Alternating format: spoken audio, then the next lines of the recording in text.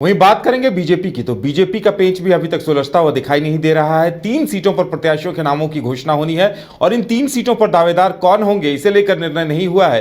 वहीं राज्यसभा चुनाव को लेकर कौन होगा दावेदार, इसे भी लेकर कई सवाल सामने खड़े हैं। हालांकि एक बड़े व्यवसायी का नाम सामने आ रहा है, वो खुद को बीजेपी समर्थित बता भी रहे हैं, लेकिन अभी तक कुछ स्पष्ट नहीं है और देखने वाली बात यह होगी कि तस्वीर क्या कुछ उभर कर सामने आती है। ज्यादा जानकारी के लिए इस वक्त हमारे साथ मदन जुड़े हुए हैं।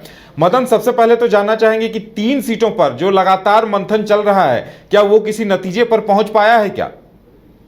देखिए, बिल्कुल अभी अगर कहें तो नतीजा कोई अब तक सामने नहीं आया है, क्योंकि हम लगातार बीजेपी के नेताओं से ये बातचीत कर समझने की कोशिश कर रहे थे कि आखिर पेंच कहाँ फंस रहा है। क्योंकि धनबाद और चतरा, गिरिडीह, ये 3 सीट जो हैं वो होल्ड पर रखे गए थे, यानी कि 11 सीट के नाम जो है उम्मीदवारों के घोषित कर दिए गए, लेकिन इन 3 सीटों पर आखिर इतनी देरी क्यों हो रही है। तो ऐसे में जो बीजेपी के नेता हैं वो ये कह रहे हैं कि कहीं पेंच नहीं फंसा हुआ है, पार्टी आलाकमान ने नाम तय कर लिया है, महज एक औपचारिक घोषणा ही बाकी है। ऐसे में जो उम्मीदवार हैं, जो भावी उम्मीदवार कहें एक तरह से, वो दिल्ली के दौरे पर भी रह रहे हैं लगातार। अगर धनबाद के नेताओं की बात करें, चतरा की नेताओं की बात करें, तो वो दिल्ली दौरे पर हैं, बड़े नेताओं से मुलाकात कर अपने उम्मीदवारी को पक्का करने में जुटे हुए हैं। लेकिन अब देखना होगा कि जातीय समीकरण को ध्यान में रखते हुए किसके नाम सामने आते हैं। दरअसल धनबाद और चतरा जो है वो दोनों एक तरह से कहें तो क्षत्रिय यानी कि राजपूत उम्मीदवार रहे हुए हैं। तो ऐसे में क्षत्रिय समाज की तरफ से एक प्रेशर भी है कि दोनों सीटों पर फिर से एक बार क्षत्रिय को ही मौका दिया जाए। तो अब चतरा में किसका नाम आगे आता है ये देखने वाली बात है, या फिर किसी एक सीट पर जो है बदलाव किए जाते हैं। गिरिडीह से जो आजसू के उम्मीदवार की संभावना जताई जा रही है, आजसू की तरफ से भी पत्ते नहीं खोले जा रहे हैं कि आखिर गिरिडीह से उम्मीदवार कौन होगा। ये जरूर खबरें आ रही हैं कि चंद्र प्रकाश चौधरी राज्य की राजनीति में फिर से लौटना चाहते हैं। तो आखिर तीसरा नाम या दूसरा नाम कौन है ऐसा जिसे कि दिल्ली शिफ्ट किया जाए। एक नाम जरूर चर्चा में रह रहा है, लंबोदर महतो के नाम कई बार सामने आए हैं कि उन्हें दिल्ली की राजनीति में शिफ्ट किया जा सकता है। तो अब देखना होगा कि चंद्र प्रकाश चौधरी ही कंटिन्यू करते हैं या फिर नाम में उलटफेर किया जाता है। दरअसल गिरिडीह से वो वर्तमान सांसद रहे हैं और ऐसे में वहाँ एक नई चुनौती सामने आई है। जयराम महतो ने वहाँ एक तरह से घोषणा कर दिया है कि वो भी चुनाव लड़ेंगे। पिछले कुछ दिनों में अगर देखें तो जयराम लगातार चंद्र प्रकाश चौधरी पर निशाना साध रहे हैं और उनके कई जो मामले हैं उसको सामने ला रहे हैं, कई गंभीर आरोप उन पर लगा रहे हैं। तो ऐसे में सीधा मुकाबला अगर कहें तो जयराम महतो और चंद्र प्रकाश चौधरी और जो एनडीए इंडिया गठबंधन के उम्मीदवार होंगे उनके तरफ से देखने को मिलेगा। तो अब ये जो मुकाबला है वो दिलचस्प होने वाला है गिरिडीह में। तो हम ये कह सकते हैं कि राज्यसभा चुनाव को लेकर के भी बीजेपी ने अब तक पत्ते नहीं खोले हैं, लेकिन एक सस्पेंस जरूर बना है कि जिस तरह से जो राज्यसभा सांसद थे समीर उरांव, जिनका कार्यकाल पूरा हुआ है, उन्हें लोकसभा चुनाव के लिए लोहरदगा शिफ्ट कराया गया।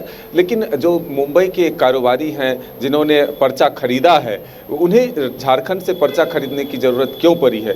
क्या बीजेपी की कोई कमिटमेंट है? क्या उन्हें यहाँ से समर्थन दे करके चुनाव जितवाना चाहती है? क्या फिर जो पार्टी से एक ये कहा जा रहा है कि आदिवासी समाज से ही एक उम्मीदवार को फिर से भेजा जाएगा, तो इसमें जो आशा लकड़ा का नाम लगातार सामने आ रहा था, तो क्या उस पर मुहर लगती है? तो महज कुछ ही दिन बचे हैं, अब आखिरी दिन नॉमिनेशन के हैं। तो ऐसे में आखिरी वक्त में भी बीजेपी किसके नाम को आगे करती है ये देखने वाली बात है। और बिल्कुल मदन, और जिस तरह से नाम आया है बड़े व्यवसायी का, तो स्पाइस जेट के पार्टनर भी हैं और ऐसे में अगर वो खुद ये कह रहे हैं कि वो बीजेपी समर्थित है, नामांकन पत्र ले लिया है, क्योंकि सोमवार ही नामांकन का अंतिम दिन है, ऐसे में लगता है 1-2 दिनों में तस्वीर तो स्पष्ट करनी ही पड़ेगी दोनों ही खेमों को। बिल्कुल, देखिए, सत्ता पक्ष हो या विपक्ष हो, दोनों ने अब तक पत्ते नहीं खोले हैं।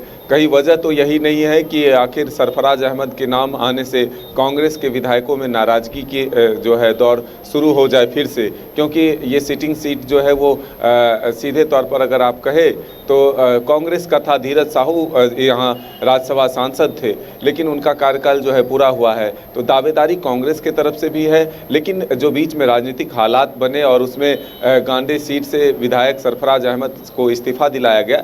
तो ऐसे में प्रेशर जो है, जो प्रॉमिस है उसको पूरा करने को लेकर के जेएमएम की तरफ से भी दावेदारी है और इसी प्रेशर पॉलिटिक्स में एक फ़ायदा भी जेएमएम लेना चाहती है कि एक और राज्यसभा के जो सांसद हैं उस पार्टी से बन जाए। जिस तरह से मुसीबत में जेएमएम फिलहाल फंसी है, ऐसे में एक सांसद बन जाना जो है उनके लिए और ताकत देने का जो है एक विषय होगा और आने वाले लोकसभा चुनाव और विधानसभा चुनाव में जो है एक मजबूती उनसे मिल सकती है।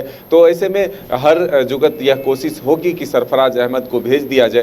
कांग्रेस की भी मजबूरी है कि आंकड़े उनके पास नहीं हैं, सिर्फ 16 या 18 विधायकों से आंकड़े नहीं पूरे हो सकते हैं। जेएमएम के पास वो आंकड़े हैं कि एक सांसद को वो एक उम्मीदवार को जो है राज्यसभा का सांसद बना सकते हैं। तो ऐसे में अब देखना होगा कि तीसरा अगर उम्मीदवार होता है, यानी कि जो व्यवसायी ने पर्चा खरीदा है, अगर वो चुनावी मैदान में आते हैं तो फिर से एक बार झारखंड में जो पहले से लगातार देखने को मिला है कि हॉर्स ट्रेडिंग का मामला जो है सामने आता रहा है, तो फिर से एक बार हॉर्स ट्रेडिंग का मामला जो है सामने आ सकता है।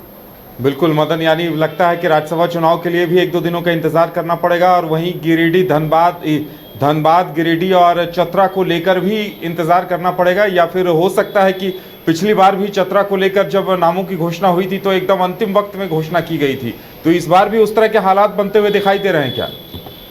बिल्कुल, देखिए परिस्थितियां वहां विपरीत थी। उम्मीदवार जो थे उनके खिलाफ वहां माहौल था। ऐसे में फिर से एक बार उन्हें जो है उम्मीदवार बनाया गया था, तो आखिरी वक्त में वो फैसला लिए गए थे। लेकिन इस बार परिस्थितियां कुछ अलग है। ये पक्का तय माना जा रहा है कि अब उम्मीदवार जो है वहाँ बदल दिए जाएंगे, लेकिन दावेदारों की संख्या इतनी है कि वहाँ निर्णय लेना जो है पार्टी के लिए भी मुश्किल हो रहा है। चतरा और धनबाद 2 ऐसे सीट हैं जहां पर कि सैकड़ों लोगों की उम्मीदवारी की जो है दावे अलग अलग दलों से या फिर अलग पार्टी से या फिर अलग क्षेत्र से जो अपना राजनीति में भाग्य आजमाना चाहते हैं, जो सामान्य जाति से आते हैं, वो ज़रूर अपना प्रयास जो है बीजेपी के आला कमान तक करने में जुटे हुए हैं कि किसी तरह से इन दोनों सीटों में से उन्हें जगह मिल जाए। तो अब पार्टी अपने नेताओं पर ही भरोसा जताते हैं या फिर किसी बाहरी को उम्मीदवार बनाते हैं, यह आने वाला वक्त बताएगा।